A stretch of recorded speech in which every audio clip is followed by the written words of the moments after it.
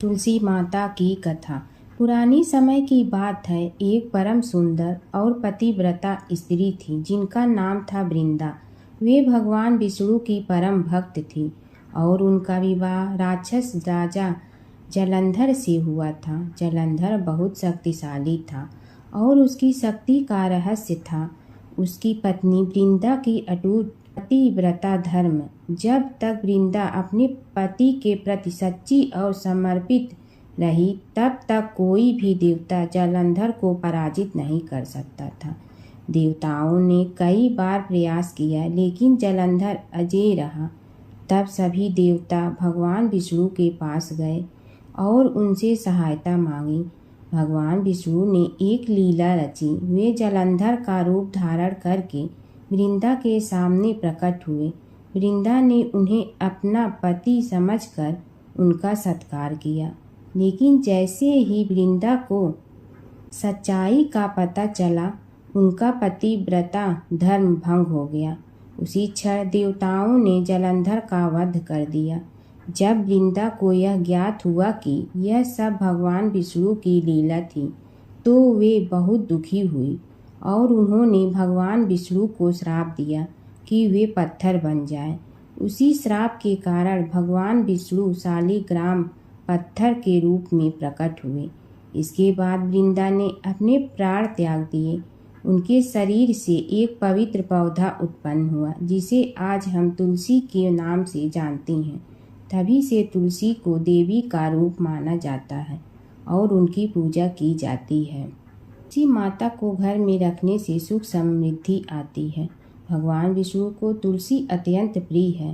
बिना तुलसी के भगवान विष्णु की पूजा अधूरी मानी जाती है। सच्ची भक्ति और पतिव्रता धर्म में अपार शक्ति होती है। माता सीता की कथा। यह कहानी सीता माता कहती थी और श्री राम इसे सुना करते थे। एक दिन श्री राम भगवान को किसी काम के लिए बाहर जाना पड़ा तो सीता माता कहने लगी कि भगवान, मेरा तो 12 वर्ष का नित्य नियम है। अब आप बाहर जाएंगे तो मैं अपनी कहानी किसे सुनाऊंगी। श्री राम ने कहा कि तुम कुएं की पाल पर जाकर बैठ जाना और वहां जो औरतें पानी भरने आएंगी उन्हें अपनी कहानी सुना देना। सीता माता कुएं की पाल पर जाकर बैठ जाती हैं। एक स्त्री आई। उसने रेशम की जड़ी की साड़ी पहन रखी थी और सोने का घड़ा ले रखा था। सीता माता उसे देख कहती हैं कि बहन, मेरा 12 वर्ष का नित्य नेम सुन लो। पर वह स्त्री बोली कि मैं तुम्हारा नित्य नेम सुनूंगी तो मुझे घर जाने में देरी हो जाएगी और मेरी सास मुझसे लड़ेंगी। उसने कहानी नहीं सुनी और चली गई। उसकी रेशम जड़ी की साड़ी फट गई। सोने का घड़ा मिट्टी के घड़े में बदल गया। सास ने देखा तो पूछा कि ये किसका दोष अपने सिर लेकर आ गई है। बहू ने कहा कि कुएं पर एक औरत बैठी थी। उसने कहानी सुनने के लिए कहा, लेकिन मैंने सुनी नहीं, जिसका यह फल मिला है। बहू की बात सुनकर अगले दिन वही साड़ी और घड़ा लेकर सास कुएं की पाल पर गई। सास को वहीं माता सीता बैठी मिली तो माता सीता ने कहा कि बहन, मेरी कहानी सुन लीजिए। सास बोली कि एक बार छोड़, मैं तो 4 बार कहानी सुन लूंगी। राम आए, लक्ष्मण आए, देश के पुजारी आए, नित नेम का नेम लाए, आओ राम बैठो राम। तपी रसोई जियो राम, माखन मिश्री खाओ राम। दूध बतासा पियो राम, सूत के पलका मोठो राम। साल दुसाला पोठो राम, साल दुसाला ओढ़ो राम। जब बोलो जब राम ही राम, राम संवारे सबके काम। खाली घर भंडार भरेंगे, सबका बेड़ा पार करेंगे। श्री राम जय राम जय जय राम। सास बोली कि बहन, कहानी तो बहुत अच्छी लगी। कहानी सुनकर सास घर चली गई और उसकी साड़ी फिर से रेशम जड़ी की बन गई। मिट्टी का घड़ा फिर सोने के घड़े में बदल गया। बहू कहने लगी, सासू माँ आपने ये सब कैसे किया। सास ने कहा कि बहू तू दोष लगा के आई थी और मैं अब दोष उतार कर आ रही हूँ। बहू ने फिर पूछा कि वह कुएं वाली स्त्री कौन है। सास बोली कि वे सीता माता थी। वे पुराने से नया कर देती हैं, खाली घर में भंडार भर देती हैं। वह लक्ष्मी जी का वास घर में कर देती हैं। आदमी की जो भी इच्छा हो उसे पूरा कर देती हैं। बहू बोली कि ऐसी कहानी मुझे भी सुना दो। सास बोली कि ठीक है, तुम भी सुनो। और सास ने कहानी शुरू की। राम आए लक्ष्मण आए, देश के पुजारी आए, नित नेम का नेम लाए, आओ राम बैठो राम, तपी रसोई जियो राम, माखन मिश्री खाओ राम, दूध बतासा पियो राम, सूत के पलका मोठो राम, साल दुसाला पोठो राम, साल दुसाला ओढ़ो राम, जब बोलो जब राम ही राम, राम संवारे सबके काम, खाली घर भंडार भरेंगे, सबका बेड़ा पार करें, श्री राम जय राम। कहानी सुनकर बहू बोली कि कहानी तो बहुत अच्छी है। सास ने कहा कि ठीक है, इस कहानी को रोज कहा करेंगे। अब सास बहू रोज सवेरे उठती, नहाती धोती और पूजा करने के बाद नितनेम की सीता की कहानी कहती। एक दिन उनके यहाँ एक पड़ोस की औरत आई और बोली कि बहन जरा सी आँच दे ना। तो वह बोली कि आज तो अभी हमने जलाई ही नहीं। पड़ोसन ने कहा कि तुम सुबह 4 बजे से उठकर क्या कर रही हो। फिर उन्होंने कहा कि सुबह उठकर हम पूजा करते हैं, फिर सीता माता की नितनेम की कहानी कहते हैं। पड़ोसन ने उसकी बात सुनकर फिर कहा कि सीता माता की कहानी कहने से तुम्हें क्या मिलता है। वे बोली कि इनकी कहानी कहने से घर में भंडार भर जाते हैं, सारे काम सिद्ध होते हैं, मन की इच्छा भी पूरी हो जाती है। पड़ोसन कहती है कि बहन ऐसी कहानी तो मुझे भी सुना दो। फिर वह बोली कि ठीक है, तुम भी यह कहानी सुन लो। राम आए लक्ष्मण आए, देश के पुजारी आए, नित नेम का नेम लाए, आओ राम बैठो राम। सारी कहानी सुनने के बाद पड़ोसन कहने लगी, बहन कहानी तो मुझे बहुत अच्छी लगी। अब वह पड़ोसन भी नित नेम सीता माता की कहानी कहने लगी। कहानी कहने से सीता माता ने पड़ोसन के भी भंडार भर दिए। अब तो पूरे मोहल्ले में नित नेम की कथा चल पड़ी। हर किसी की मनोकामना पूरी होने लगी। हे सीता माता, जैसे आपने उनके भंडार भरे वैसे ही आप हमारे भी भंडार भरना, सबकी भरना, कहानी सुनने वाले के भी और कहानी कहने वाले के भी। गणेश और बुढ़िया माई की कथा। एक बुढ़िया थी, वह बहुत ही गरीब और दृष्टिहीन थी। उसके एक बेटा और बहू थे। वह बुढ़िया सदैव गणेश जी की पूजा किया करती थी। एक दिन गणेश जी प्रकट होकर उस बुढ़िया से बोले, बुढ़िया माँ, तू जो चाहे सो मांग ले। बुढ़िया बोली, मुझे तो मांगना नहीं आता, कैसे और क्या मांगूं। तब गणेश जी बोले, अपने बहू बेटे से पूछ कर मांग ले। तब बुढ़िया ने अपने बेटे से कहा, गणेश जी कहते हैं तू कुछ मांग ले, बता मैं क्या मांगूं। पुत्र ने कहा, माँ तू धन मांग ले। बहू से पूछा तो बहू ने कहा, नाती मांग ले। तब बुढ़िया ने सोचा कि ये तो अपने अपने मतलब की बात कर रहे हैं। अतः उस बुढ़िया ने पड़ोसन से पूछा तो उन्होंने कहा, बुढ़िया तू तो थोड़े दिन जियोगी, क्यों तू धन मांगो और क्यों नाती मांगे। तू तो अपनी आँखों की रोशनी मांग ले, जिससे तेरी जिंदगी आराम से कट जाए। इस पर बुढ़िया बोली, यदि आप प्रसन्न है तो मुझे 9 करोड़ की माया दे, निरोगी काया दे, अमर सुहाग दे, आँखों की रोशनी दे, नाती दे, पोता दे और सब परिवार को सुख दे और अंत में मोक्ष दे। यह सुनकर तब गणेश जी बोले, बुढ़िया माँ, तुमने तो हमें ठग लिया। फिर भी जो तूने मांगा है वचन के अनुसार सब तुझे मिलेगा। और यह कहकर गणेश जी अंतर ध्यान हो गए। उधर बुढ़िया माँ ने जो कुछ मांगा वह सब कुछ मिल गया। हे गणेश जी महाराज, जैसे तुमने उस बुढ़िया माँ को सब कुछ दिया वैसे ही सबको देना।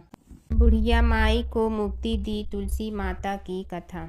एक बुढ़िया माई तुलसी जी को सींचती और कहती कि हे तुलसी माता, सत की दाता, मैं तेरा बिडला सींचती हूँ, मुझे बहू दे, पीताम्बर की धोती दे, मीठा मीठा घास दे, बैकुंठा में वास दे, चटक की चाल दे, पटक की मोत दे, चंदन का काठ दे, रानी सा राज दे, दाल भात का भोजन दे, 11 की मौत दे, कृष्ण जी का कंधा दे। तब तुलसी माता यह सुनकर सूखने लगी। तो भगवान ने पूछा कि हे तुलसी, तुम क्यों सूख रही हो? तुलसी माता ने कहा कि एक बुढ़िया रोज आती है और यही बात कह जाती है, मैं सब बात तो पूरा कर दूंगी, लेकिन कृष्ण का कंधा कहाँ से लाऊंगी? तो भगवान बोले, जब वो मरेगी तो मैं अपने आप कंधा दे आऊँगा, तू बुढ़िया माई से कह देना। जब बुढ़िया माई मर गई, सब लोग आ गए। जब माई को ले जाने लगे तो वह किसी से न उठी। तब भगवान एक 12 बरस के बालक का रूप धारण करके आए।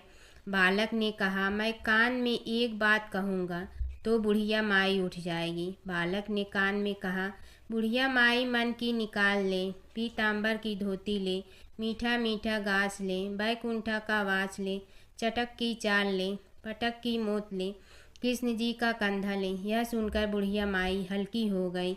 भगवान ने कंधा दिया और बुढ़िया माई को मुक्ति मिल गई। हे तुलसी माता, जैसे बुढ़िया माई को मुक्ति दी वैसे सबको देना। जमुना की कहानी। प्राचीन समय में एक गांव था जिसमें 2 बहनें रहा करती थी। एक बहन का नाम गंगा था तो दूसरी बहन का नाम जमुना था। एक बार दोनों बहनें एक साहूकार के खेत से गुजर रही थी तो जमुना ने 13 दाने जौ के तोड़ लिए, जिसे देख गंगा बोली कि तुझे तो ग्रहण लग गया, तूने चोरी की है। इस पर जमुना बोली कि अब मेरा ग्रहण कैसे धुलेगा। गंगा ने कहा कि तुझे 12 साल तक साहूकार के यहाँ नौकरी करनी पड़ेगी, तभी तेरा पाप धुलेगा और ग्रहण से मुक्ति मिलेगी। जमुना साहूकार के यहाँ नौकरी के लिए जाती है और अपने लिए काम मांगती है। साहूकार उसे काम पर रख लेता है, लेकिन काम करने से पहले जमुना उसे कहती है कि मैं सारे काम करूंगी लेकिन 4 काम नहीं करूंगी। जूठे बर्तन नहीं मांजूंगी, झाड़ू नहीं लगाऊंगी, बिस्तर नहीं बिछाऊंगी और दिया नहीं जलाऊंगी। 12 साल के बाद कुंभ का मेला लगा तो साहूकारनी भी कुंभ नहाने जाने लगी। जमुना ने उसे जाते देख कहा कि कुंभ के मेले में मेरी बहन गंगा मिलेगी तो उसे यह सोने का टक्का दे देना, इससे वह अपने हाथों में सुंदर चूड़ियां पहन लेगी। साहूकारनी ने कुंभ के मेले में गंगा को वह सोने का टका दे दिया। गंगा ने उनसे वह टका लेते हुए कहा कि मेरी बहन को कहना कि उसके 12 वर्ष पूरे हो गए हैं, अब वह वहां वापिस आ जा। साहूकार व साहूकारनी वापिस घर आए तब जमुना मटके में पानी भर रही थी। दोनों जमुना से बोले कि हमने सोने का वह टका तेरी बहन गंगा को दे दिया था और उसने कहा है कि तेरे 12 वर्ष पूरे हो गए हैं, इसलिए अब तुम वापिस जाओ। यह समाचार सुनते ही जमुना सहस्त्र धारा में बदल गई और बहने लगी। जमुना जी का यह रूप देखकर साहूकार और साहूकारनी परेशान हो गई थी। हमारे घर में जमुना माता ने काम किया, हमें तो अब ग्रहण लग गया है, हम यह ग्रहण कैसे उतारेंगे। जमुना भागकर गंगा माता के पास चली गई। गंगा ने जमुना से पूछा कि तुम साहूकारनी से कुछ कहकर आई हो या ऐसे ही बिना बताए आ गई। तब जमुना बोली कि मैं तो कुछ भी बताकर नहीं आई हूँ। गंगा ने कहा कि जा उन्हें धीरज दे आ, नहीं तो उन्हें जीवन भर असंतोष ही रहेगा। गंगा के कहने पर जमुना माता ने साहूकारनी को सपने में दर्शन दिए और कहा कि तुम दोनों उल्टे माथे क्यों पड़े हो, जाओ उठकर खाओ पियो। तब दोनों बोले कि हम कैसे उठे, हमें तो ग्रहण लगा है। क्योंकि हमने उल्टे सीधे और पता नहीं कितने नीच कार्य आपसे कराए हैं। तब जमुना जी बोली कि तुम्हें ग्रहण नहीं लगा है, ग्रहण तो मुझे लगा था कि मैंने तुम्हारे खेत से 13 दाने जौ के चुराए थे। मैं तो अपना ग्रहण उतारने तुम्हारे घर आई थी। मेरा ग्रहण तुम्हारे घर में 12 वर्ष तक रहने से उतर गया है और मेरी मुक्ति हो गई है। जमुना जी ने कहा कि तुम्हें कोई ग्रहण नहीं लगा है, उल्टे मेरे 12 वर्ष तक यहाँ रहने से तुम्हारी भी मुक्ति हो गई है। यह कहकर जमुना जी स्वप्न से चली गई। दोनों उठकर देखते हैं कि उनके घर में पहले से भी अधिक धन हो गया है। हे जमुना माता, जैसे आपने साहूकार व साहूकारनी की मुक्ति कराई, वैसे ही आप अपने सभी भक्तों की करना। नगर बसेरे की कहानी। किसी गांव में एक भाट व एक जाट रहता था। दोनों में घनिष्ठ मित्रता थी। एक बार जाट अपनी बहन के घर जाने को तैयार हुआ तो भाट अपनी ससुराल जाने को तैयार हुआ। दोनों साथ चल पड़े तो रास्ते में रुककर एक कुएं की मुंडेर पर बैठ गए।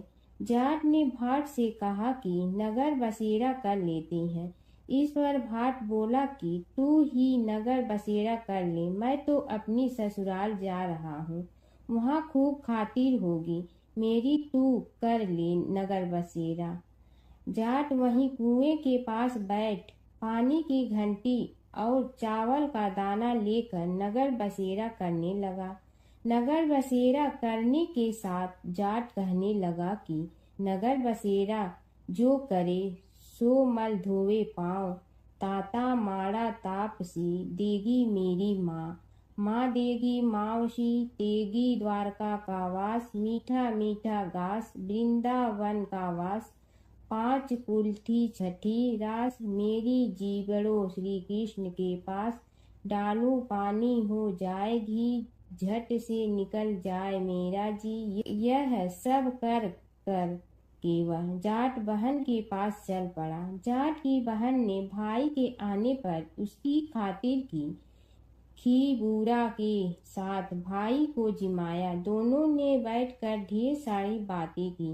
इधर भाट अपने ससुराल पहुंचा तो वहां आग लगी हुई थी। आग बुझाने वह भी लग गया, जिसमें हाथ मुंह भी काले हो गए और खुद भी थोड़ा सुलझ गया। ना रोटी ना पानी के लिए ही किसी ने पूछा।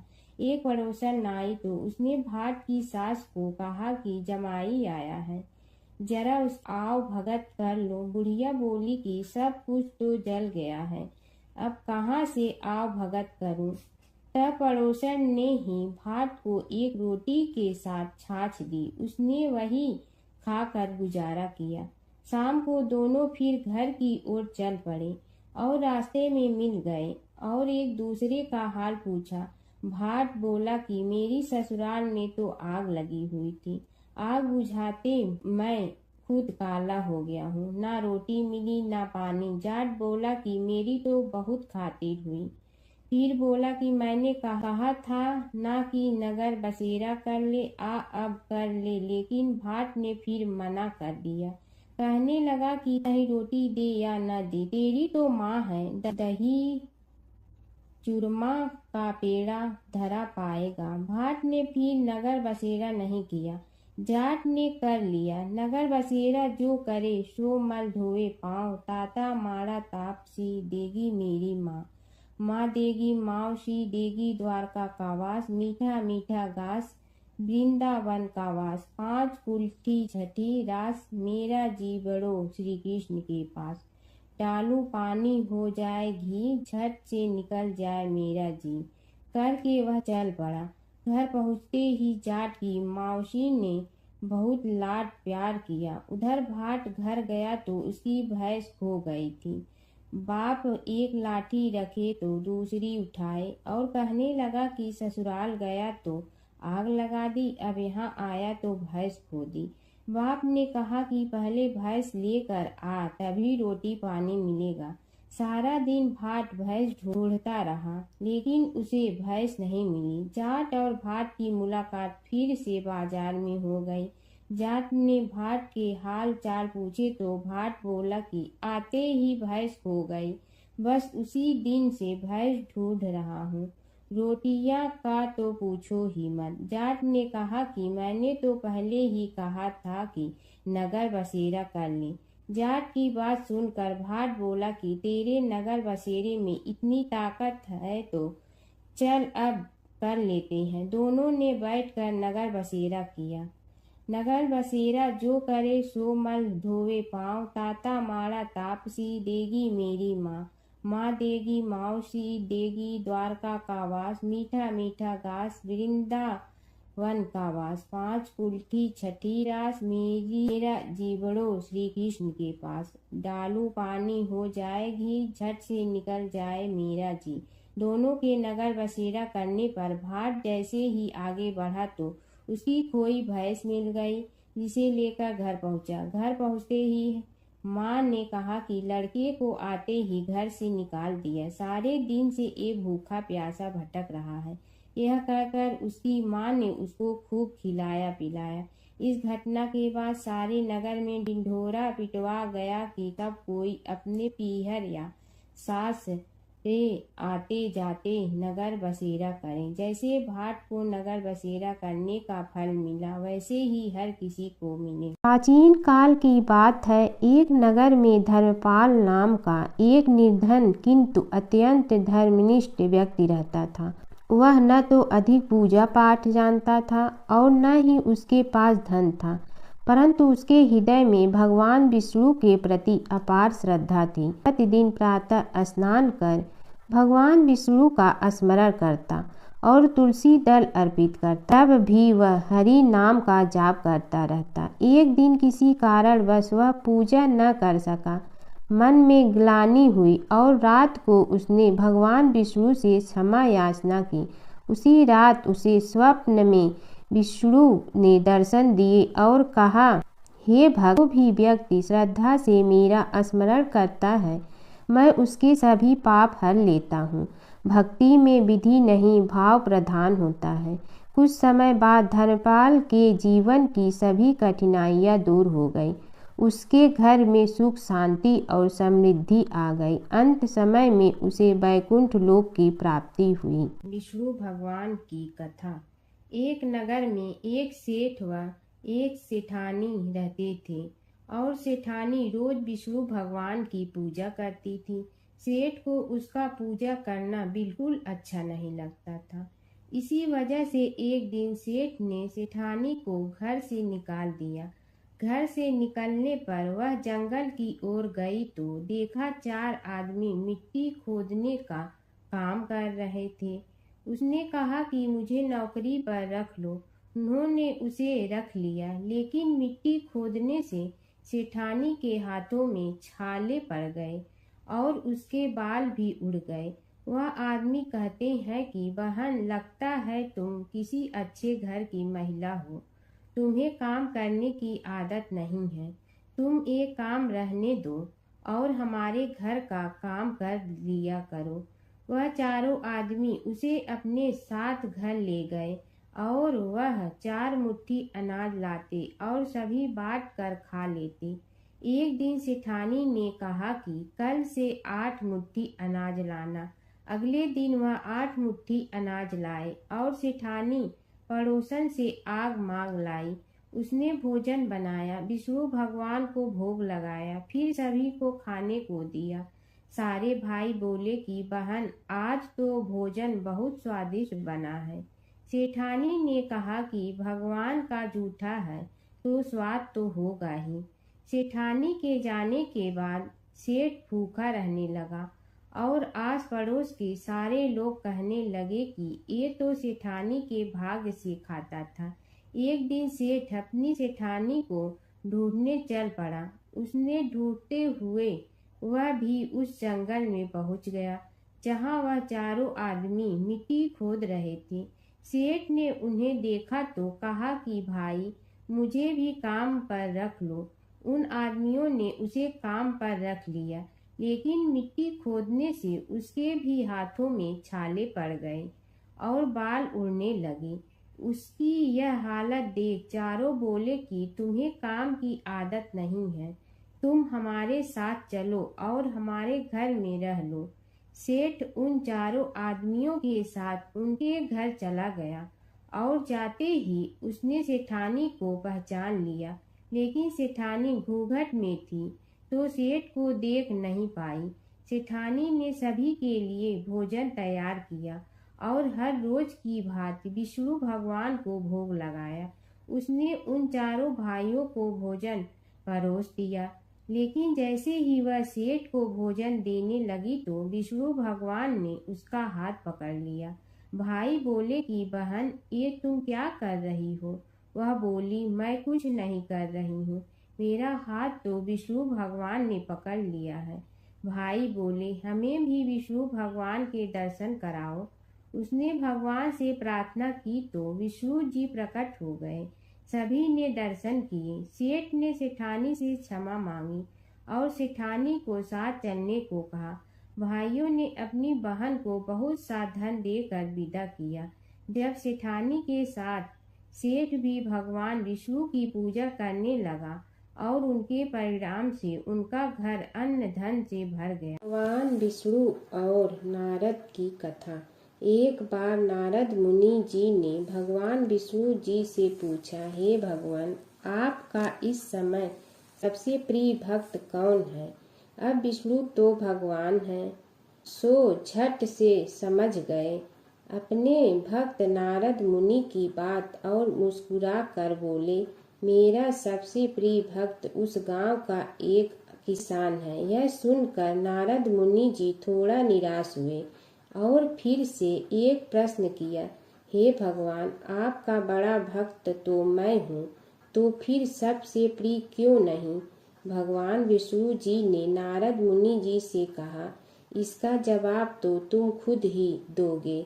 जाओ, एक दिन उसके घर रहो और फिर सारी बात मुझे बताना। नारद मुनि जी सुबह सवेरे मुंह अंधेरे उस किसान के घर पहुंच गए।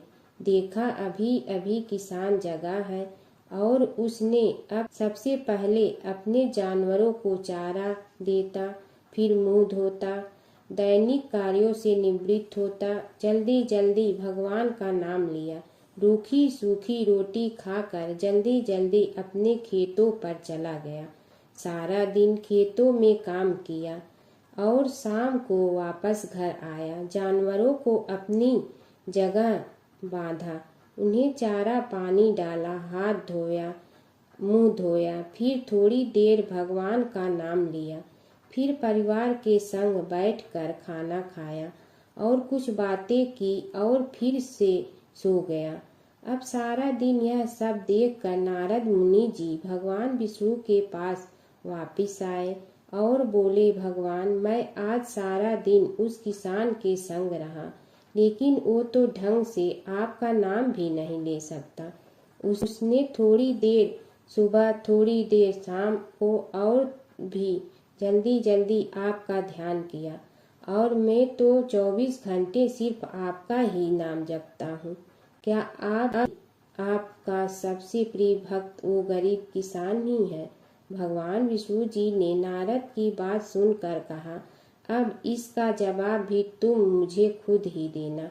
और भगवान विष्णु जी ने एक कलश अमृत से भरा नारद मुनि को थमाया और बोले, इस कलश को लेकर तुम तीनों लोकों की परिक्रमा करके आओ, लेकिन ध्यान रहे अगर एक बूंद भी अमृत नीचे गिरा तो तुम्हारी सारी भक्ति और गुण नष्ट हो जाएगी।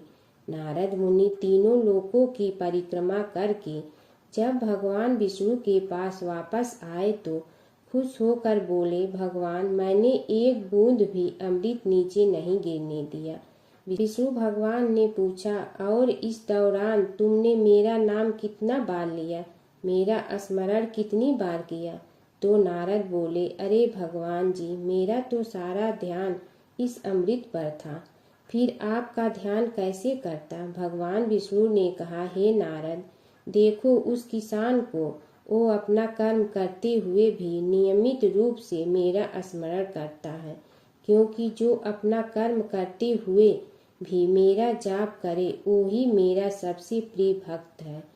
तुम तो सारे दिन खाली बैठे ही जप करते हो और जब तुम्हें कर्म दिया तो मेरे लिए तुम्हारे पास समय ही नहीं था।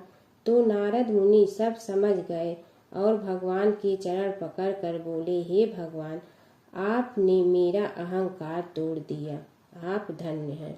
धर्मराज जी की कथा। दो सेठानियाँ थी। एक के घर में धन बहुत था पर वह कंजूस थी। दूसरी के पास धन थोड़ा कम था पर मन से वह बहुत अमीर थी।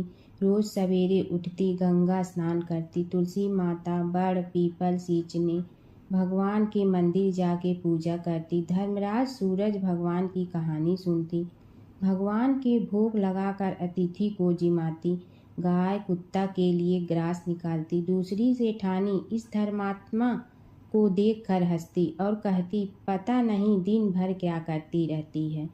थोड़े समय बाद दोनों सेठानियों को भगवान का बुलावा आया। धर्मात्मा सेठानी के तो यमराज जी ने विमान भेजा और दूसरी को दूत मारते ही ले गया। रास्ते में सेठानी बोली, मेरे को भूख लगी है।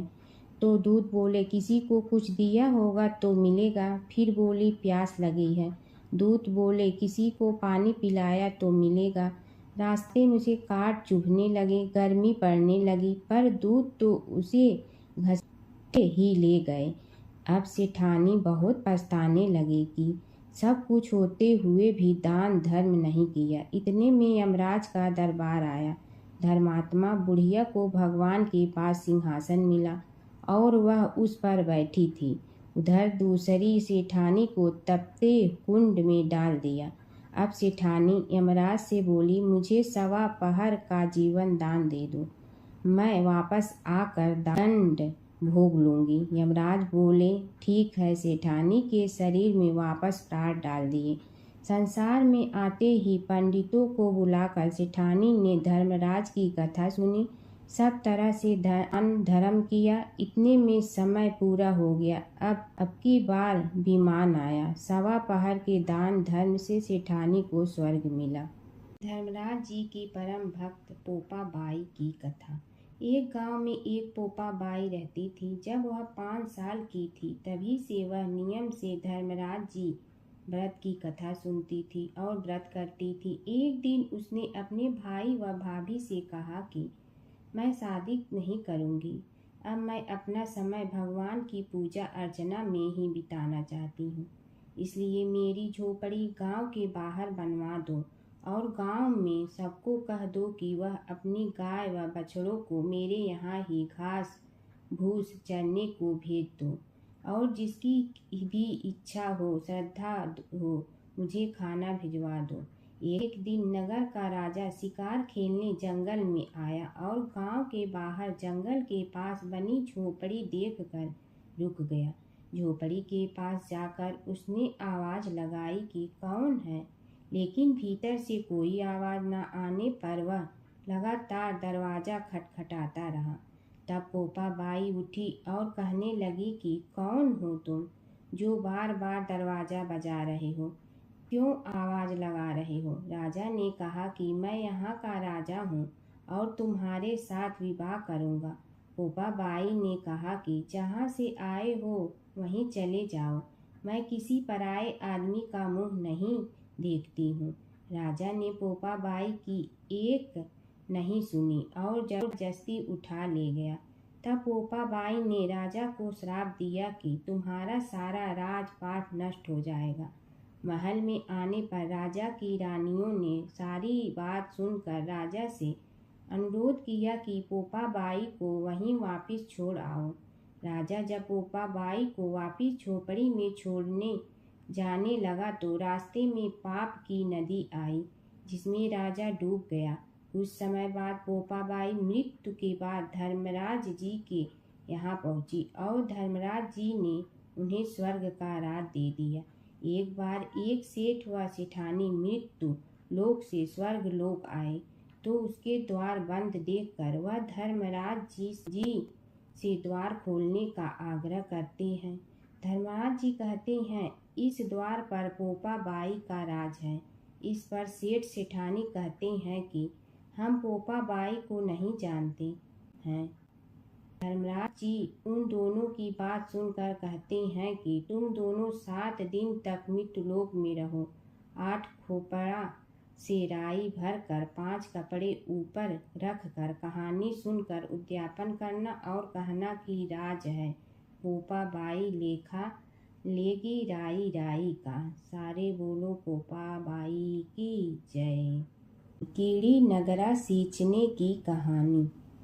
एक गांव में एक बुढ़िया माई रहती थी। उसके 2 बेटे तथा बहू भी थे। बुढ़िया माई भगवान श्री हरि विष्णु की परम भक्त थी।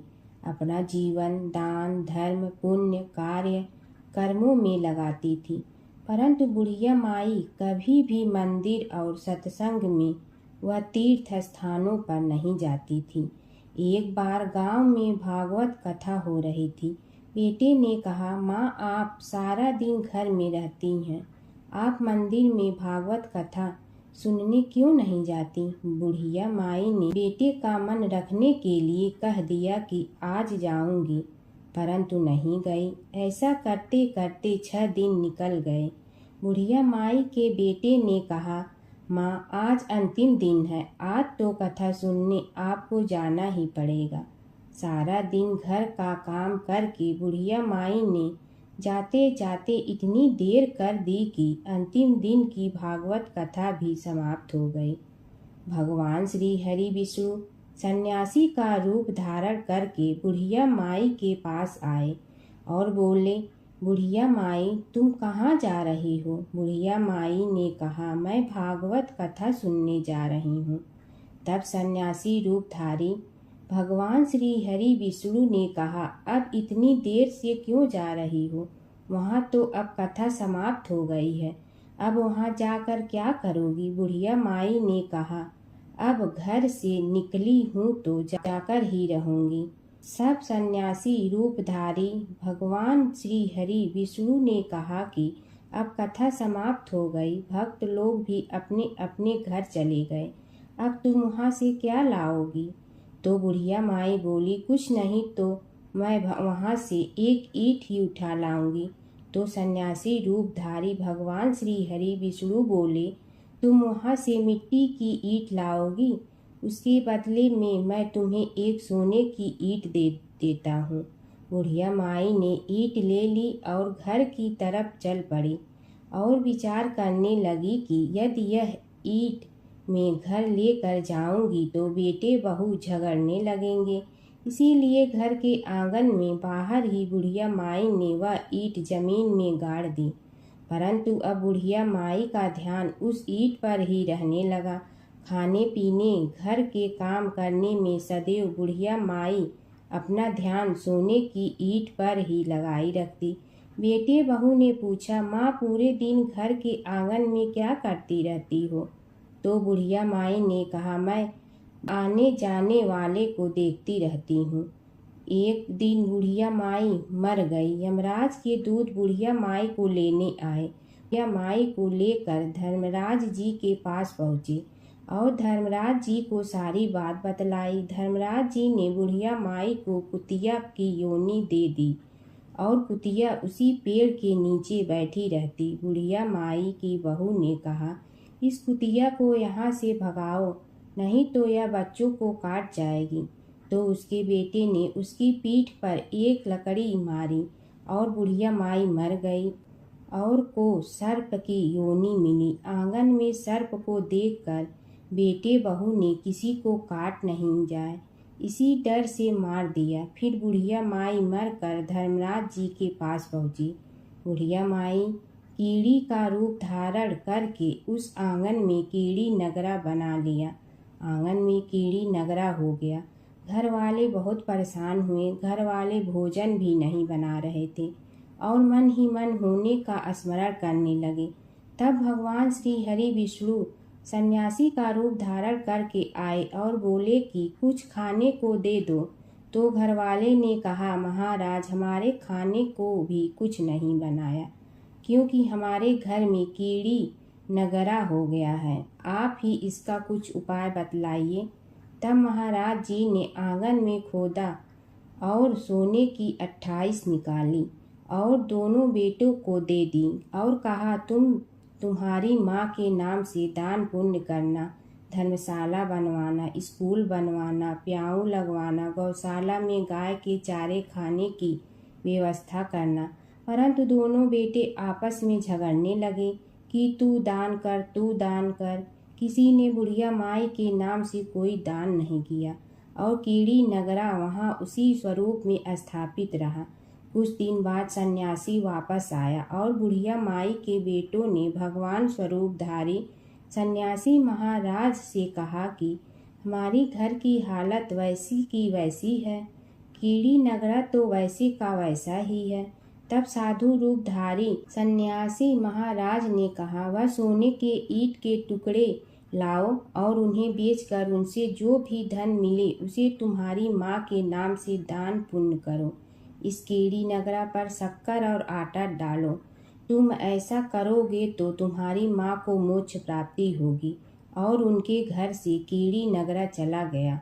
जो व्यक्ति प्रतिदिन सुबह प्रातः आटा और शक्कर कीड़ी नगरे पर डालता है वह सदैव धनवान, पुत्रवान, संपन्न, सुख शांति से जीवन यापन करता है। उसके घर में कभी कोई कष्ट नहीं आता है। उसका जीवन सदा सर्वदा आनंद से व्यतीत होता है। उसके परिवारजन उसे अत्यधिक स्नेह प्रदान करते हैं। कीड़ी नगरा प्रतिदिन सींचने से जुड़ी नगरी की कहानी सुनने से, दान पुण्य व धर्म कार्यों में रुचि लगाने से जीवन उत्तम हो जाता है। भगवान शिव और कृष्ण जी की कथा हिंदू धर्म में महत्वपूर्ण स्थान रखती है। ये कथाएं अक्सर एक दूसरे से जुड़ी हैं, जिनमें शिव को कृष्ण का भक्त और कृष्ण को शिव का आराध्य बताया गया है। पुराणों में शिव और कृष्ण के कई लीलाओं का वर्णन है। कृष्ण के दर्शन के लिए शिव का साधु वेश में गोकुल जाना। एक पौराणिक कथा के अनुसार भगवान शिव एक साधु का वेश धारण करके गोकुल में कृष्ण के दर्शन के लिए गए थे। मैया यशोदा ने उन्हें भिक्षा देने के लिए आई, लेकिन शिव ने कृष्ण के दर्शन के अलावा कुछ भी स्वीकार करने से इनकार कर दिया। यशोदा ने पहले तो मना कर दिया, लेकिन बाद में पूर्णमासी काकी के समझाने पर उन्होंने कृष्ण को साधु के सामने प्रकट किया। शिव ने कृष्ण के दर्शन किए और उनके चरणों की छाप छोड़कर चले गए। यशोदा और नंद राय समझ गए कि यह कोई साधारण साधु नहीं था, बल्कि कोई दिव्य पुरुष था। नारद मुनि का घमंड। एक बार नारद मुनि को अपने ज्ञान और भक्ति पर घमंड हो गया। कृष्ण ने नारद मुनि की परीक्षा लेने के लिए उन्हें एक गांव में भेजा, जहां एक महिला अपने पति के बीमार होने पर बहुत दुखी थी। नारद मुनि ने महिला को समझाया कि वह भगवान से प्रार्थना करे, लेकिन महिला ने कहा कि वह अपने पति को कष्ट में नहीं देख सकती। तब नारद मुनि ने राधा से मिलने का फैसला किया। राधा ने नारद मुनि को चरणामृत दिया और कहा कि वह इसे अपने पति को दे। नारद मुनि ने जब राधा से चरणामृत लिया तो उन्हें एहसास हुआ कि राधा का प्रेम कृष्ण के प्रति सबसे महान है। इस घटना के बाद नारद मुनि का घमंड चूर चूर हो गया। नारद मुनि और कृष्ण की लीला। नारद मुनि अक्सर कृष्ण की लीलाओं में शामिल होते थे। एक बार नारद मुनि इंद्र के दरबार से द्वारका जा रहे थे। रास्ते में उन्होंने पारिजात वृक्ष का एक फूल लिया और कृष्ण को दे दिया। कृष्ण ने वह फूल रुक्मिणी को दे। नारद मुनि ने देखा कि कृष्ण ने वह फूल रुक्मिणी को दिया तो उन्हें बहुत खुशी हुई। गणेश जी की कथा। एक बार गणेश जी एक छोटे बालक के रूप में चिमटी में चावल और चमचे में दूध लेकर निकले। वो हर किसी से कह रहे थे कि कोई मेरी खीर बना दो, कोई मेरी खीर बना दो। एक बुढ़िया बैठी हुई थी, उसने कहा, ला मैं बना दूं। वह छोटा सा बर्तन चढ़ाने लगी। तब गणेश जी ने कहा कि दादी माँ, छोटी सी भगोनी मत चढ़ाओ, तुम्हारे घर में जो सबसे बड़ा बर्तन है वही चढ़ा दो। बुढ़िया ने वही चढ़ा दिया। वह देखती रह गई कि वह जो थोड़े से चावल उस बड़े बर्तन में डाली थी वह तो पूरा भर गया है। गणेश जी ने कहा, दादी माँ, मैं नहा कर आता हूँ, खीर तैयार हो गई हो तो। बुढ़िया के पोते पोती खीर खाने के लिए रोने लगे। बुढ़िया ने कहा, गणेश जी, तेरे भोग लगाना कहकर चूल्हे में थोड़ी सी खीर डाली और कटोरी भर भर कर बच्चों को दे दी। बुढ़िया की पड़ोसन ऊपर से देख रही थी, तो बुढ़िया ने सोचा यह चुगली कर देगी, तो एक कटोरा भर कर उसे भी पकड़ा दिया। बेटे की बहू ने चुपके से एक कटोरा खीर खाई और कटोरा चक्की के नीचे छुपा दिया। अभी भी गणेश जी नहीं आए थे। बुढ़िया को भी भूख लग रही थी। वह भी एक कटोरा खीर खाकर किवाड़ के पीछे बैठकर एक बार फिर कहा कि गणेश जी, आपके भोग लगे कहकर खाना शुरू कर दिया। तभी गणेश जी आ गए। बुढ़िया ने कहा, आ जा रे गणेशिया, खीर खा ले, मैं तो तेरी ही राह देख रही थी। गणेश जी ने कहा, दादी माँ, मैंने तो खीर पहले ही खा ली। बुढ़िया ने कहा, कब खाई? गणेश जी ने कहा, जब तेरे पोते पोती ने खाई तब खाई थी, जब तेरी पड़ोसन ने खाई तब खाई थी, और जब तेरी बहू ने खाई तब भी खाई थी, और जब तूने खाई तो मेरा पेट पूरा ही भर गया। बुढ़िया ने कहा, बेटा, और सारी बात तो सोच, पर बहू बेचारी का तो नाम मत लो। वह तो सुबह से काम में लग रही है, उसने फिर खीर कब खाई? गणेश जी ने कहा, चाकी के नीचे देख, झूठा कटोरा पड़ा है, और तूने तो मेरे भोग तो लगाया, वह तो वैसे ही खा गई। बुढ़िया ने कहा, बेटा, घर की बात है, घर में ही रहने दो। अब बताओ, बची हुई खीर का क्या करूं? गणेश जी ने कहा, नगरी जी जीमा दो। बुढ़िया ने पूरी नगरी जिलवा दी, फिर भी बर्तन पूरा ही भरा था। राजा को पता लगा तो बुढ़िया को बुलाया और कहा, क्यों रे बुढ़िया, ऐसा बर्तन तेरे घर पर सोवे अच्छा लगे या हमारे घर पर सोवे? बुढ़िया ने कहा, राजा जी आप ले लो। राजा जी ने खीर का बर्तन महल में मंगा लिया। लाते ही खीर में कीड़े मकोड़े बिच्छू हो गए और दुर्गंध आने लगी। यह देखकर राजा जी ने बुढ़िया से कहा, बुढ़िया, बर्तन वापस ले जा, तो मुझे मेरे गणेश जी ने दिया। बुढ़िया ने बर्तन वापस लिया, लेते ही सुगंधित की हो गई। घर आकर बुढ़िया ने गणेश जी से कहा, बची हुई खीर का क्या करें? गणेश जी ने कहा, झोपड़ी के कोने में खड्डा खोद कर गाड़ दो, उसी जगह सुबह उठकर वापस खोदेगी तो धन के 2-4 पैसे मिलेंगे। ऐसा कहकर गणेश जी अंतर ध्यान हो गए। जाते समय झोपड़ी के लात मारते हुए गए तो झोपड़ी के स्थान पर महल हो गया। सुबह बहू ने फावड़ा लेकर पूरे घर को खोद दिया तो कुछ भी नहीं मिला। बहू ने कहा, सासू जी, थारो गणेश जी तो झूठे हैं। सास ने कहा, बहू, मारो गणेश झूठो तो नहीं है, ला मैं देखूं। वह फावड़ा लेकर खोजने लगी तो टन टन करते 2 धन के चरे घड़े निकले आए। बहू ने कहा, सासू जी, गणेश जी तो साचो ही हैं। सास ने कहा, गणेश जी तो भावनाओं का भूखा है। यह गणेश जी जैसा आपने बुढ़िया को दिया वैसा सबको देना। प्राचीन काल की बात है। नैमिषारण्य क्षेत्र में ऋषि, महर्षि और साधु संतों का समाज जुड़ा था। उसमें श्री सूत जी भी विद्यमान थे। शौनक जी ने उनकी सेवा में उपस्थित होकर निवेदन किया कि हे अज्ञान रूप घोर तिमिर को नष्ट करने में करोड़ों सूर्यों के समान प्रकाशमान श्री सूत जी हमारे कानों के लिए अमृत के समान जीवन प्रदान करने वाले कथा तत्व का वर्णन कीजिए।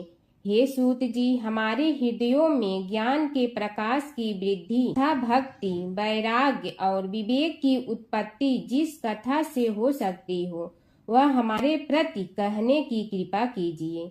शौनक जी की जिज्ञासा से सूत जी बड़े प्रसन्न हुए। पुरातन इतिहासों के स्मरण से उनका शरीर पुलकायमान हो रहा था। वे कुछ देर उसी स्थिति में विराजमान रहकर कुछ विचार करते रहे और अंत में बोले, शौनक जी, इस विषय में आपके चित्त में बड़ी जिज्ञासा है। आप धन्य हैं जो सदैव ज्ञान की प्राप्ति में तत्पर रहते हुए विभिन्न पुराण कथाओं की जिज्ञासा रखते हैं। आज मैं आपको ज्ञान के परम स्रोत रूप श्री गणेश जी का जन्म कर्म रूप चरित्र सुनाऊंगा। गणेश जी से ही सभी ज्ञानों, सभी विद्याओं का उद्भव हुआ है। अब आप सावधान चित्त से विराजमान हो। श्री गणेश जी के ध्यान और नमस्कार पूर्वक उनका चरित्र श्रवण करें। नमस्तस्मै गणेशाय ब्रह्मा विद्या प्रदायिनी यनागस्त्यसमः साक्षात विघ्न सागर सोसड़े।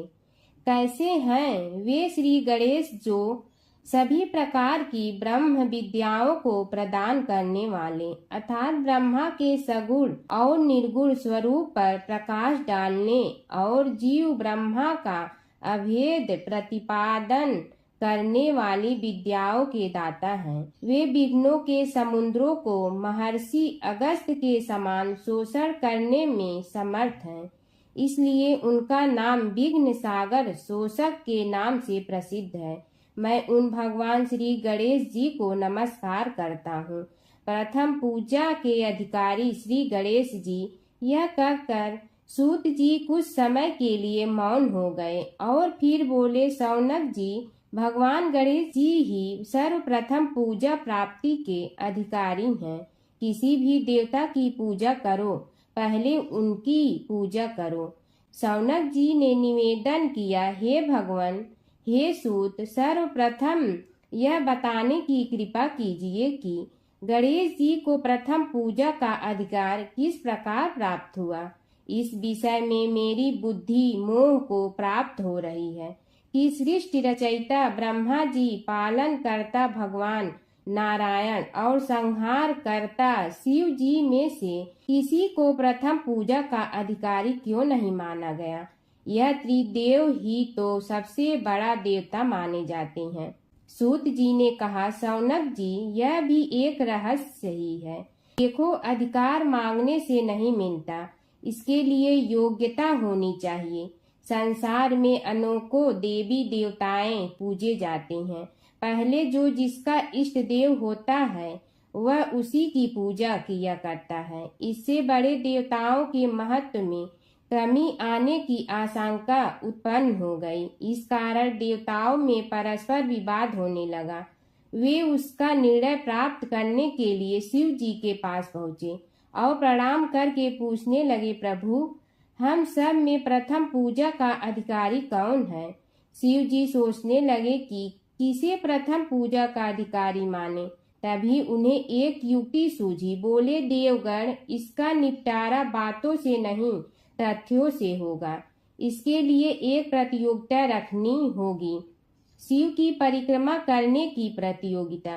देवगण उनका मुख देखने लगे, शंकित हृदय से सोचने लगे कि कैसी प्रतियोगिता रहेगी। यह शिव जी ने उनके मन के भाव ताड़ लिए, इसलिए सांत्वना भरे शब्दों में बोले, घबराओ मत, कोई कठिन परीक्षा नहीं ली जाएगी।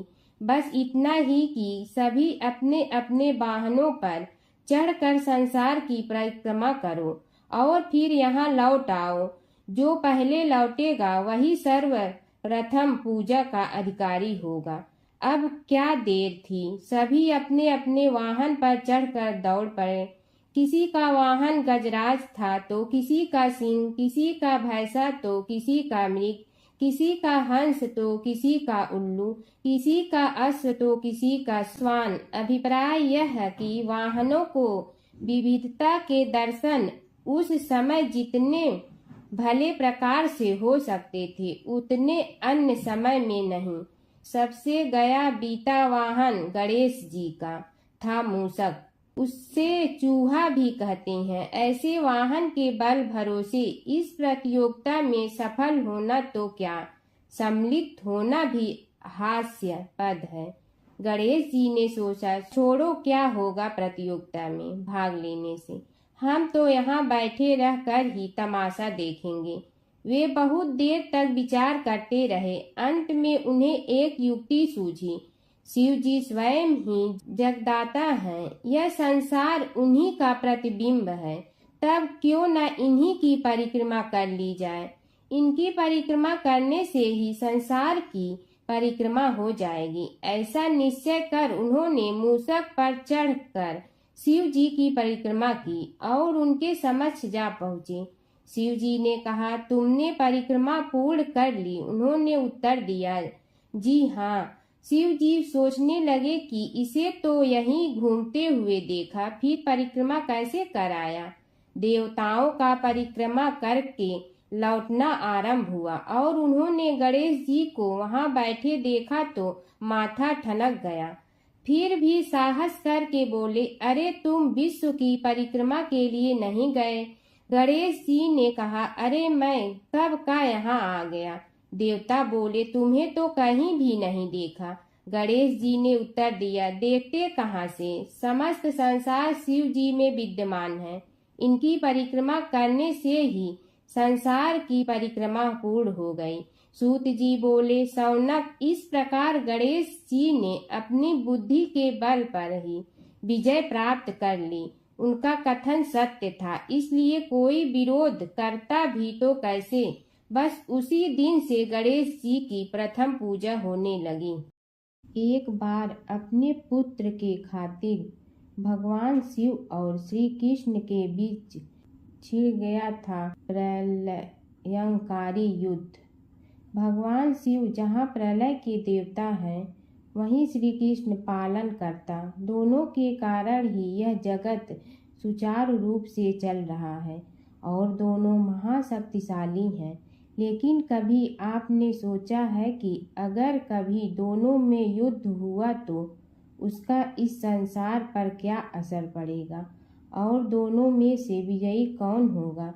चलिए जानते हैं एक पौराणिक कथा जहां इन दोनों के भयंकर युद्ध का वर्णन मिलता है। पौराणिक कथा के अनुसार एक बार राजा बलि के सबसे बड़े पुत्र बाणासुर ने शिव पुत्र कार्तिकेय की सुंदरता से मोहित होकर भगवान शिव का पुत्र बनने की इच्छा जताई। उसने भगवान शिव की कठोर तपस्या की, जिसके बाद शिव जी ने उसे अपने पुत्र के रूप में स्वीकार कर लिया। एक समय ऐसा आया जब बाणासुर की पुत्री उषा को श्री कृष्ण के पुत्र अनिरुद्ध से प्रेम हो गया।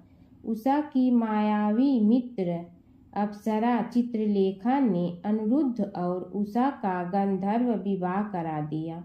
जब बाणासुर को यह बात पता चली तो उसने अनिरुद्ध का अपहरण कर उसे अपना बंदी बना लिया। फिर क्या था, श्री कृष्ण ने अपनी पूरी सेना के साथ बाणासुर की नगरी पर धावा बोल दिया। श्री कृष्ण और बाणासुर का युद्ध। बाणासुर श्री कृष्ण की नारायणी सेना से अकेले नहीं लड़ सकता था, इसलिए उसने भगवान शिव से मदद मांगी। अब युद्ध में श्री कृष्ण की नारायणी सेना के विरुद्ध बाणासुर की सेना के साथ भगवान शिव और कुमार कार्तिकेय भी लड़ रहे थे। युद्ध इतना भयानक था कि एक पल को लगा कि भगवान शंकर ने अग्निशस्त्र से गरुड़ पर सवार श्री कृष्ण, बलराम और प्रद्युम्न मारे गए। लेकिन उसी समय श्री कृष्ण ने वरुणास्त्र का प्रयोग कर महादेव के अग्नेस्त्र को शांत कर दिया। फिर शिव जी के अस्त्रों के जवाब में श्री कृष्ण ने वैष्णवास्त्र का प्रयोग किया, जिससे संपूर्ण जगत अंधकार में डूब गया। गुस्से में भगवान शंकर ने 4 पंखा वाला बाण अपने हाथ में ले लिया तो श्री कृष्ण ने जीभरास्त्र उठाया। इस तरह यह युद्ध समय के साथ विकराल हो गया और इस युद्ध से समस्त सृष्टि में हाहाकार मच गया। तब ब्रह्मा जी को युद्ध रोकने आना पड़ा। उन्होंने दोनों को सारी स्थिति स्पष्ट की कि किस प्रकार उनके युद्ध से संसार का विनाश हो रहा है। उनके समझाने के बाद महादेव युद्ध में पीछे हट गए, लेकिन कार्तिकेय और बाणासुर भगवान श्री कृष्ण से युद्ध करते रहे। जब श्री कृष्ण ने बाणासुर को परास्त किया, अंत में भगवान श्री कृष्ण ने युद्ध में बाणासुर को पराजित करने के लिए अपना सुदर्शन चक्र प्रयोग किया और उसकी मदद से बाणासुर के सहस्त्र भुजाओं को काट डाला। जैसे ही श्री कृष्ण अपने चक्र से उसका वध करने लगे, कार्तिकेय के साथ महादेव वहां फिर से पहुंच गए, लेकिन इस बार उन्होंने युद्ध करने के बजाय श्री कृष्ण से बाणासुर को माफ करने का अनुरोध किया। भगवान शिव ने श्री कृष्ण से कहा कि मैंने इसे अभय दान दिया है, इसलिए अगर आप इसका वध कर देंगे तो मेरा वचन झूठा पड़ जाएगा। शिव जी के ऐसा कहने पर श्री कृष्ण ने बाणासुर को क्षमा कर दिया और अनिरुद्ध उषा सहित अपनी पूरी सेना लेकर वहां से चल दिए।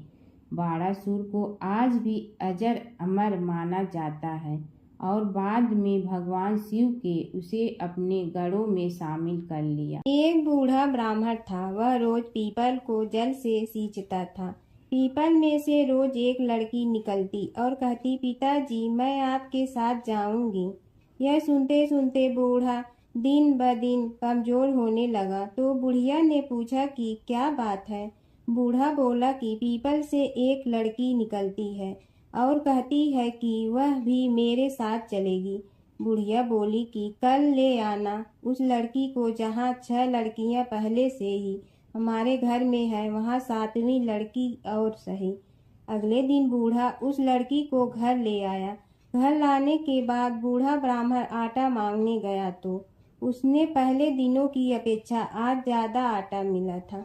जब बुढ़िया वह आटा छानने लगी तो लड़की ने कहा कि लाओ माँ, मैं छान देती हूँ। जब वह आटा छानने बैठी तो परात भर गई। उसके बाद माँ खाना बनाने जाने लगी तो लड़की बोली कि आज रसोई मैं बनाऊंगी। तो बुढ़िया बोली कि ना, तेरे हाथ जल जाएंगे। लेकिन लड़की नहीं मानी। वह रसोई में खाना बनाने गई तो उसने तरह तरह के 36 व्यंजन बना डाले और आज सभी ने भर पेट खाना खाया। इससे पहले वह आधा पेट भूखा ही रहते थे। रात हुई तो बुढ़िया का भाई आया और कहने लगा कि दीदी मैं तो खाना खाऊंगा। बुढ़िया परेशान हो गई कि अब खाना कहाँ से लाऊंगी। लड़की ने पूछा कि क्या बात है माँ। उसने कहा कि तेरा मामा आया है और रोटी खाएगा, लेकिन रोटी तो सबने खा ली है, अब उसके लिए कहाँ से लाऊंगी। लड़की बोली कि तू चिंता मत कर माँ, मैं बना दूंगी। और वह रसोई में गई और मामा के लिए 36 व्यंजन बना दी। मामा ने भरपेट खाया और कहा भी कि ऐसा खाना इससे पहले उसने कभी नहीं खाया है। बुढ़िया ने कहा कि भाई तेरी बावनी भाजी है, उसी ने बनाया है। शाम हुई तो लड़की बोली कि माँ चौका लगा के चौके का दिया जला देना, कोठे में मैं सोऊंगी। बुढ़िया बोली कि ना बेटी तू डर जाएगी। लेकिन वह बोली कि ना माँ, मैं नहीं डरूंगी, मैं अंदर कोठे में ही सोऊंगी। वह कोठे में ही जाकर सो गई। आधी रात को लड़की उठी और चारों ओर आंख मारी तो धन ही धन हो गया। वह बाहर जाने लगी तो एक बूढ़ा ब्राह्मण सो रहा था। उसने देखा तो कहा कि बेटी तू कहाँ चली। लड़की बोली कि मैं तो दरिद्रता दूर करने आई थी, अगर तुम्हें दूर करवानी है तो करवा लो। उसने बूढ़े के घर में भी आँख से देखा तो चारों ओर धन ही धन हो गया। सुबह सवेरे सब उठे तो लड़की को ना पाकर उसे ढूंढने लगे कि पावनी बेटी कहाँ चली गई। बूढ़ा ब्राह्मण बोला कि वह तो लक्ष्मी माता थी, जो तुम्हारे साथ मेरी दरिद्रता भी दूर कर गई। हे लक्ष्मी माता, जैसे आपने उनकी दरिद्रता दूर की, वैसे ही सबकी करना। हर व्रत कथा के साथ पढ़ी और सुनी जाने वाली लपसी तपसी की यह कहानी। एक लपसी था, एक तपसी था। तपसी हमेशा भगवान की तपस्या में लीन रहता था। लपसी रोजाना सवा सेर की लपसी बनाकर भगवान का भोग लगाकर जीम लेता था। एक दिन दोनों लड़ने लगे। तपसी बोला, मैं रोज़ भगवान की तपस्या करता हूँ, इसलिए मैं बड़ा हूँ। लपसी बोला, मैं रोज़ भगवान को सवा सेर लपसी का भोग लगाता हूँ, इसलिए मैं बड़ा हूँ। नारद जी वहाँ से गुजर रहे थे। दोनों को लड़ता देखकर उनसे पूछा कि तुम क्यों लड़ रहे हो। तपसी ने खुद के बड़ा होने का कारण बताया और लपसी ने अपना कारण बताया। नारद जी बोले, तुम्हारा फैसला मैं करूँगा। दूसरे दिन लपसी और तपसी नहाकर अपनी रोज की भक्ति करने आए तो नारद जी ने छुपकर 1.25 करोड़ की एक एक अंगूठी उन दोनों के आगे रख दी। तपसी की नज़र उस अंगूठी पर पड़ी, जो उसने चुपचाप अंगूठी उठाकर अपने नीचे दबा ली। तब लपसी की नज़र अंगूठी पर पड़ी, लेकिन उसने ध्यान नहीं दिया। भगवान को भोग लगाकर लपसी खाना खाने लगा। नारद जी सामने आए तो दोनों ने पूछा कि कौन बड़ा, तो नारद जी ने तपसी से खड़ा होने को कहा। वो खड़ा हुआ तो उसने नीचे दबी अंगूठी दिखाई पड़ी। नारद जी ने लपसी से कहा, तपस्या करने के बाद भी तुम्हारी चोरी करने की आदत नहीं गई, इसलिए लपसी बड़ा है और तुम्हें तुम्हारी तपस्या का कोई फल भी नहीं मिलेगा। तपसी शर्मिंदा होकर माफ़ी मांगने लगा। उसने नारद जी से पूछा, मुझे मेरी तपस्या का फल कैसे मिलेगा। नारद जी ने कहा, यदि कोई गाय और कुत्ते की रोटी नहीं बनाएगा तो फल तुम्हें मिलेगा। यदि कोई ब्राह्मण को भोजन करवा कर दक्षिणा नहीं देगा तो फल तुम्हें मिलेगा। यदि कोई साड़ी के साथ ब्लाउज नहीं देगा तो फल तुझे मिलेगा। यदि कोई दिए से दिया जलाएगा तो फल तुम्हें मिलेगा। यदि कोई सारी कहानी सुने लेकिन तुम्हारी कहानी नहीं सुने तो फल तुझे मिलेगा। उसी दिन से हर व्रत कथा कहानी के साथ लपसी तपसी की कहानी भी सुनी और कही जाती है। ओम जय जगदीश हरे, स्वामी जय जगदीश हरे। भक्त जनों के संकट क्षण में दूर करे। ओम जय जगदीश हरे। जो ध्यावे फल पावे, दुख बिन दे मन का। सुख संपत्ति घर आवे, कष्ट मिटे तन का। ओम जय जगदीश हरे। मात पिता तुम मेरे, शरण कहूँ किसकी। तुम विनय और न दूजा, आस करूँ जिसकी। ओम जय जगदीश हरे। तुम पूर्ण परमात्मा, तुम अंतर्यामी। पार ब्रह्म परमेश्वर, तुम सबके स्वामी। ओम जय जगदीश हरे। तुम बिंदा के सागर, तुम पालन करता। मैं मूर्ख कल काम, कृपा करो भरता। ओम जय जगदीश हरे। तुम हो ये कय गोचर, सबके प्राणपति। किस विधि मिलूं दया में, तुमको मैं कुमति। ओम जय जगदीश हरे। दीन बंधु दुख हरता, तुम रक्षक मेरे। अपने हाथ उठाओ, द्वार पड़ा तेरे। ओम जय जगदीश हरे। विषय विकार मिटा, पाप हरो देवा। श्रद्धा भक्ति बढ़ाओ, संतन की सेवा। ओम जय जगदीश हरे। तन मन धन सब तेरा, स्वामी सब कुछ है तेरा। तेरा तुझको अर्पण क्या लागे मेरा। ओम जय जगदीश हरे, जय जगदीश हरे। स्वामी जय जगदीश हरे, भक्त जनों के संकट क्षण में दूर करे। ओम जय जगदीश हरे, स्वामी जय जगदीश हरे।